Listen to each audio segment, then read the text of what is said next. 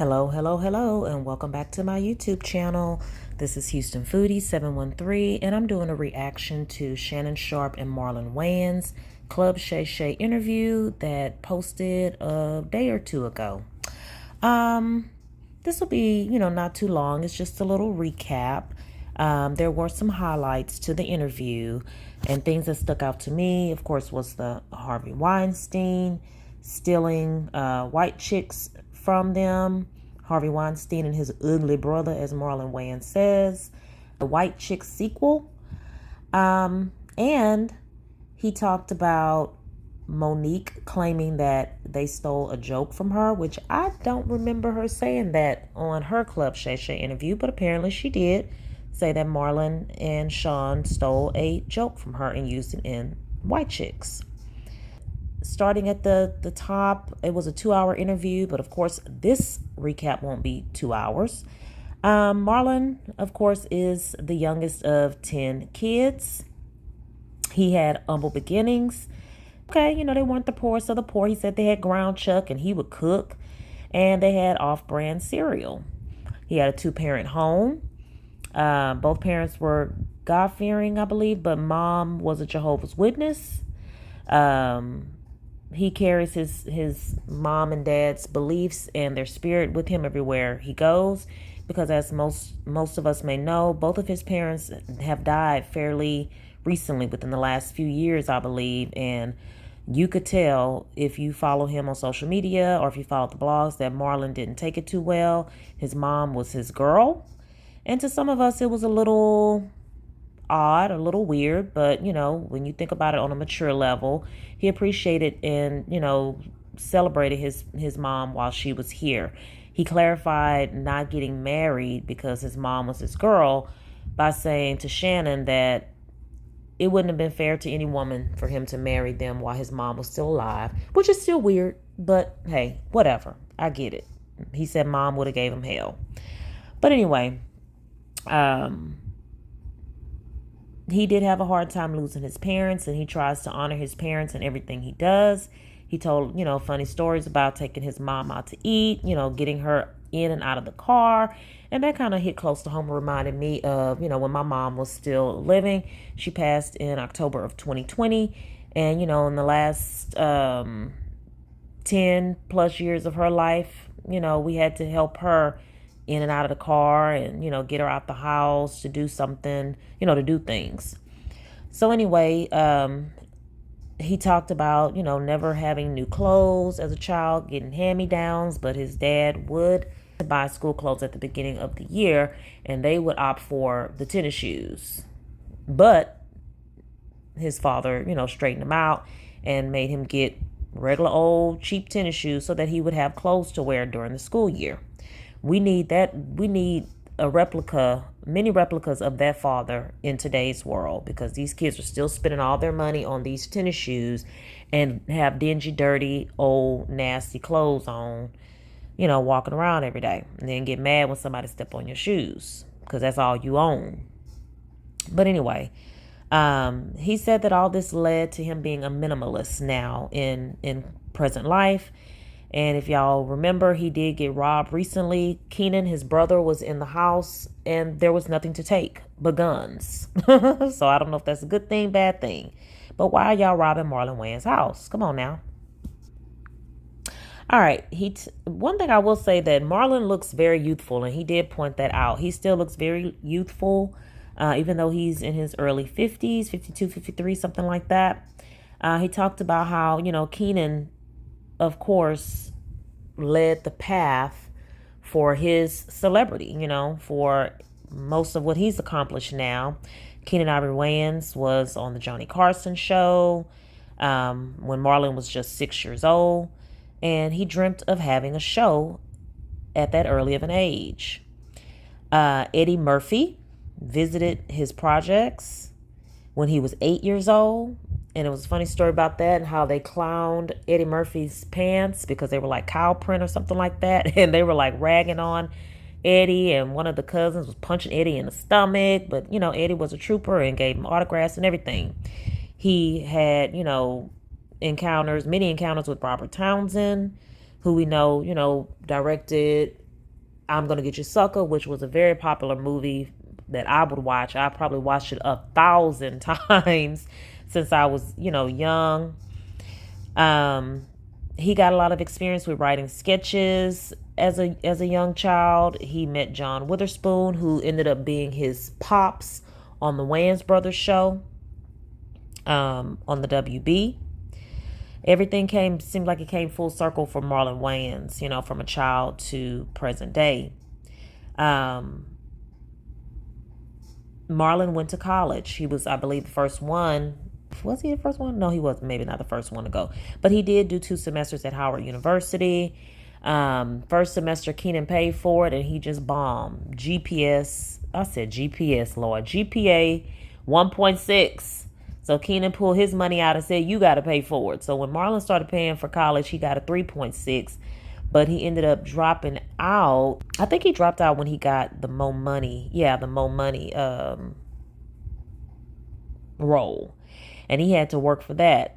Damon Wayans, his other brother, did not give him the role. He had to audition. Damon Wayans wanted Kadeem Hardison from A Different World.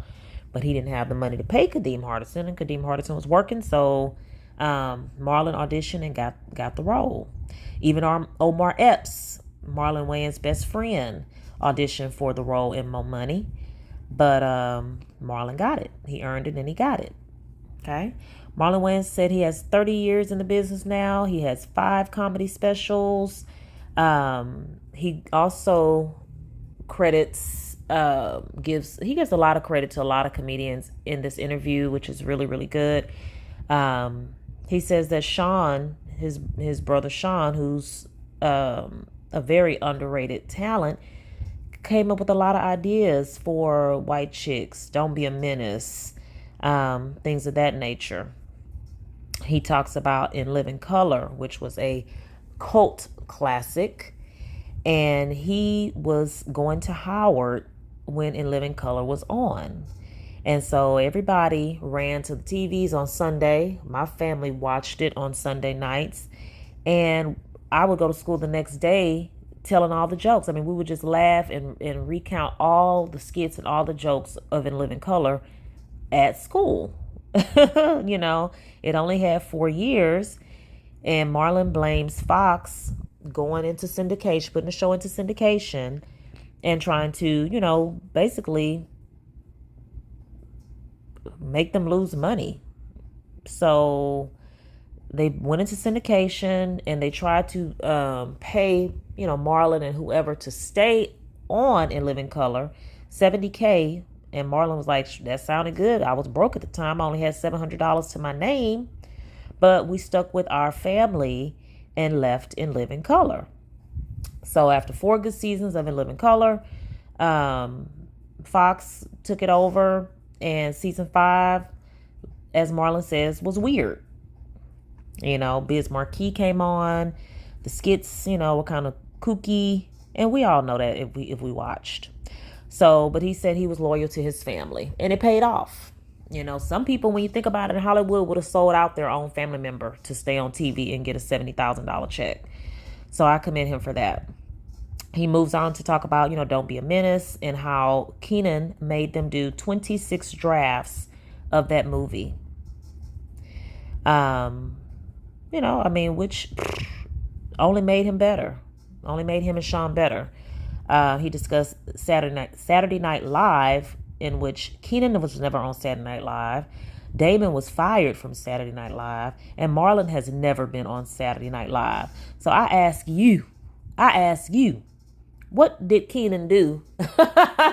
What did Keenan do to Saturday Night Live? What did Damon and Keenan do to Saturday Night Live? But no, he said Damon did a skit he wasn't supposed to do and got fired. And then they invited him back after, years later, to host. And he still did something he wasn't supposed to do. He said Damon Wayans was a very bad kid. A very bad dude. Very, very bad. Even though that's my favorite Wayans. I love Damon. I love him. And he said Damon doesn't do stand-up anymore because everybody's too sensitive. And Damon is actually probably the funniest in stand-up. He's probably the funniest. The last stand-up I saw him do, which was probably 30 years ago, it was a gut buster. For real. Damon Wayans, you need to do stand-up again. Please, God. Please, God. If I ever become a quadrillionaire, I'm going to pay Damon Wayans to do stand-up in my living room. Okay, he said Tommy Davidson underrated. And so they talked about Tommy Davidson when he was on Club Shay Shay, and he said JLO kind of snubbed him.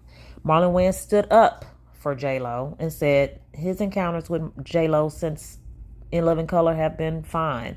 JLo even recommended him for a role in one of Ben Affleck's movies. So, JLo and Tommy may have had a different relationship. He don't, can't comment on it.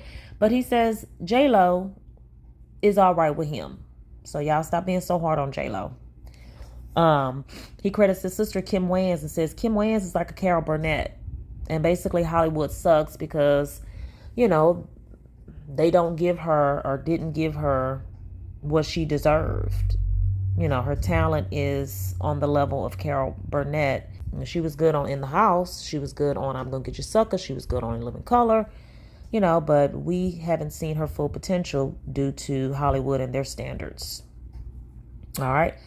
I noticed during the interview, Marlon talks up on himself a lot, which you have to. You should. He says he's getting into legendary mode, legendary status. He's put in 10,000 hours of comedy.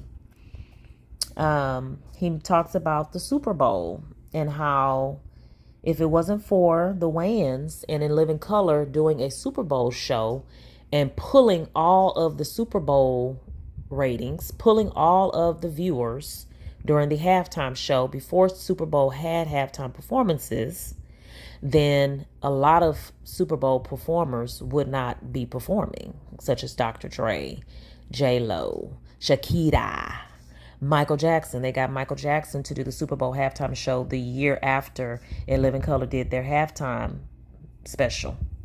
That's amazing.